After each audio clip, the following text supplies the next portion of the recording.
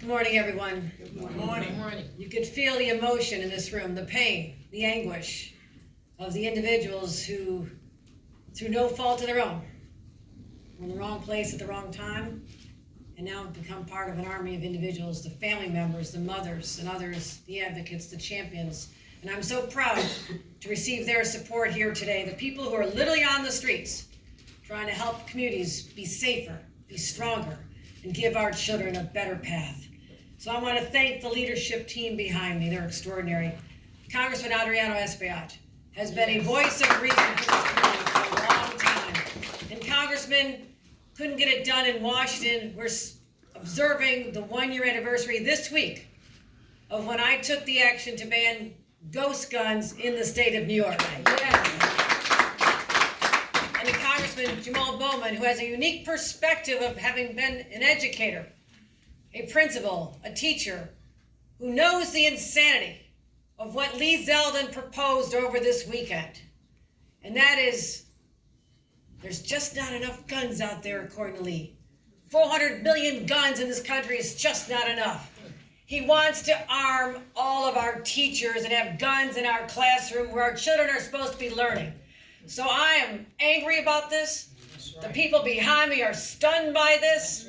This is not how you do this. And I want to thank Senator Cordell Clear. I want to thank Assembly Member Al Taylor. I want to thank Assembly Member Inez Dickens and all the leaders, but also Aisha and Shannon and Jackie Bray and all of our leaders who stepped up and poured their hearts out to us today to remind people what others have gone through and how we say no more, and to have rejected every chance he's had to stand up with the people of this state and make them safer. Lee Zeldin didn't stand up. He didn't even sit down. He ran and hide. He didn't even show up to vote to support our law enforcement and get guns off us. He didn't care enough to show up to vote in Congress. That is dereliction of duty. And don't come here today and tell us that you've got a tough-on-crime plan that's just soft and squishy on guns. Here's how we do it, my friends. We stand up. We take strong action. Last January, I convened 9 states together and said, we have a real problem here. The guns are flowing into our streets. Guess what, people? They don't make illegal guns. All guns that are made start legally, and then they flow into our streets. They come across the state lines. I said, we've got to stop it in those other states. Working with law enforcement, sharing data, intelligence gathering, working in ways that have never happened before, a statewide concerted effort, and working with the state, NYPD, and all of our mayors and their chiefs of police. And as a result, we have over 8,000 illegal guns off the streets in the year that I've been governor, and we're proud of that. But there are so many more to take off the streets. So we ban the ghost guns. What does Lee Zeldin say? Opposes it. We enhance our red flag laws. You know what a red flag law does?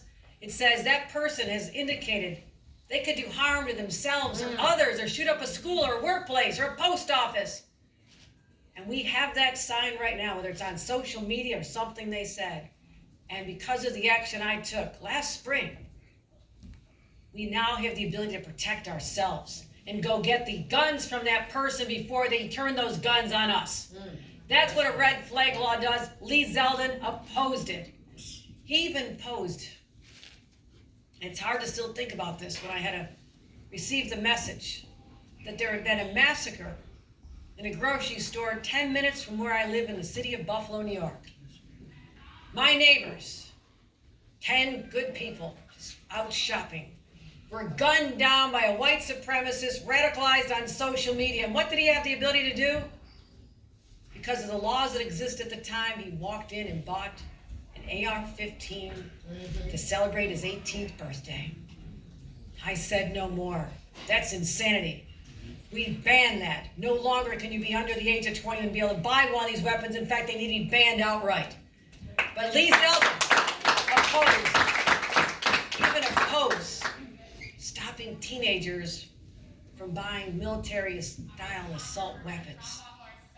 He has tried to thwart everything we've done, even when the Supreme Court last June after 108 years of it working just fine here in the state of New York, took away this governor's right to protect her citizens when they overturned the concealed carry law. What does that mean? In Lee Zeldin's world, in the Trump-appointed Supreme Court's world, they want to arm everybody.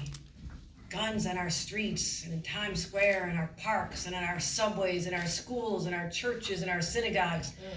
And if that wasn't bad enough, and Lee Zeldin celebrated that. He celebrated that. When we try to step back and say, no, there's got to be places where people can be safe, sensitive areas. We're trying to protect people here. We are opposed every step of the way. And now, to head the greatest insult of all, to say that a place that our babies and children, preschoolers and teenagers, where they go to get away from it all, that sanctuary, that school setting where they should be safe, now they have to worry about their own teacher having a gun sitting out there loaded.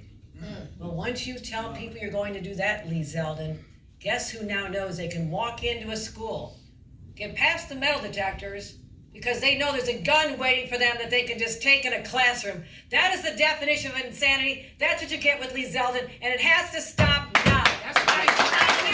Stop now. So we will go forth because we are committed in our responsibility.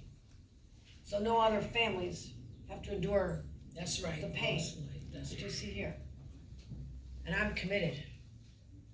I'm a blessed mother and a grandmother, and I've been fortunate. My baby's family are okay. But I feel the pain of all the families who've been broken because of gun violence. That's right. And this is the great state of New York. This is where progressive values are enshrined, where we look out for people, we take care of people. We do not succumb to the dark forces out there that have the desire to turn our state into a wild and crazy place. They have to get through me, Kathy Hochul, the governor of the state of New York. That's right. Yes.